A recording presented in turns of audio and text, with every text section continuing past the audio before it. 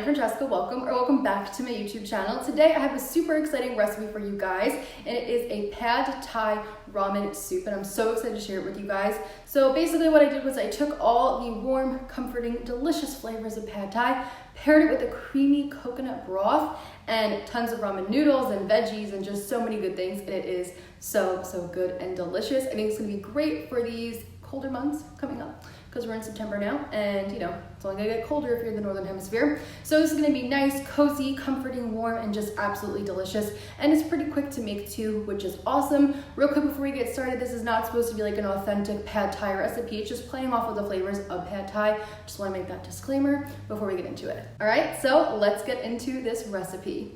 We are starting this off by making our pad thai sauce. So I'm gonna add soy sauce and some tamarind paste. Tamarind paste is actually super important. That's what they use in authentic pad thai, not like ketchup or peanut butter like some recipes have. We're gonna add brown sugar in and some sriracha for spice. You can also add in Thai red chilies if you like.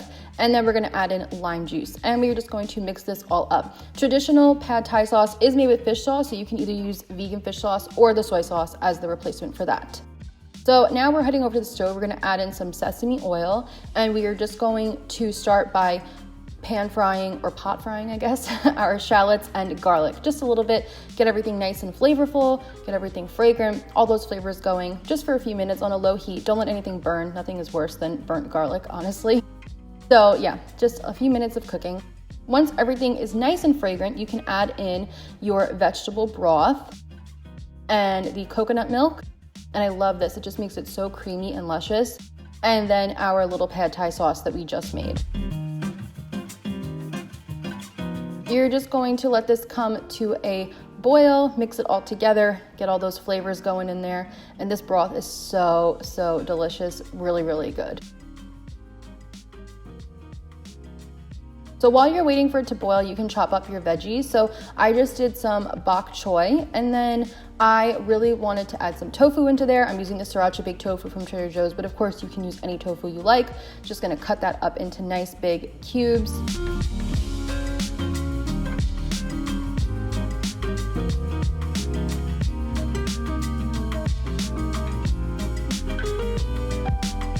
And then we are going to chop up some of our peanuts. Now, when they make traditional pad thai, they chop them up really small. Because it was going in the soup, I figured it was better to leave it a little bit bigger. We're gonna cut up some green onion. I know that this is gonna be a different cut. Pad thai, usually they cut bigger cuts of green onion, but we're just gonna do these little bits. So now I'm just going to pan fry my tofu. I'm adding it into some sesame oil, and we're just gonna cook that until it's nice and crispy.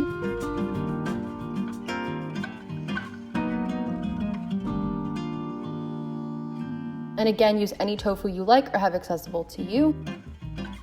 Back to our broth, we're gonna add in our ramen. I'm using the Lotus Foods ramen, and we're gonna add in the bok choy and half of the green onion, and just let the ramen cook up, let the bok choy wilt down, get all those flavors going, and get everything nice and wilted and soft and cooked.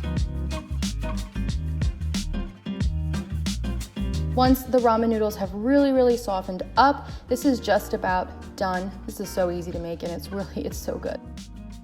So now we can move on to plating it up, which is the fun part. So I'm just going to sprinkle it with some lime juice on top.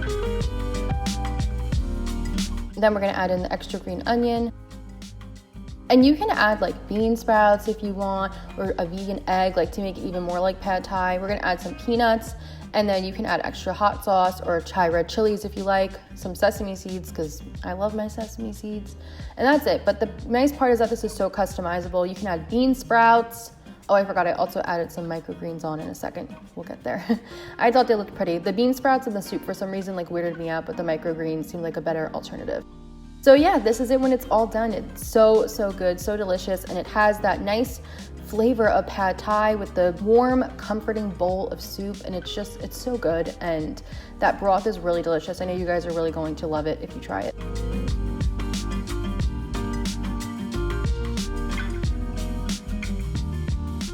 Alright guys, and that was our recipe. I really hope you enjoyed it. As always, The full recipe is on my blog. There is a link in the description box down below. First link you can click on, and there's a PDF printable recipe there.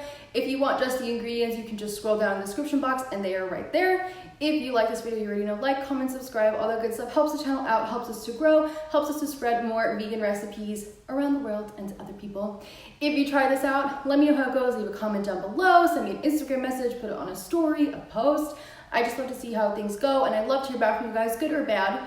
And yeah, if you didn't see my last video, I'm working on an ebook that is coming out in mid-November. So I'm taking a break and we're just doing 1 video a week now instead of 1 video a week and then 2 every other week.